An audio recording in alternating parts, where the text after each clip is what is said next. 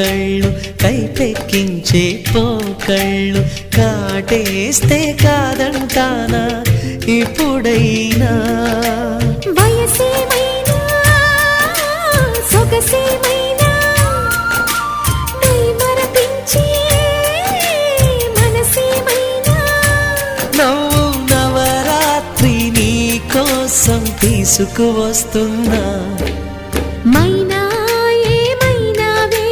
మన్మథ మాసం అయినా ఎంతైనా ఇది మెత్తని మోసం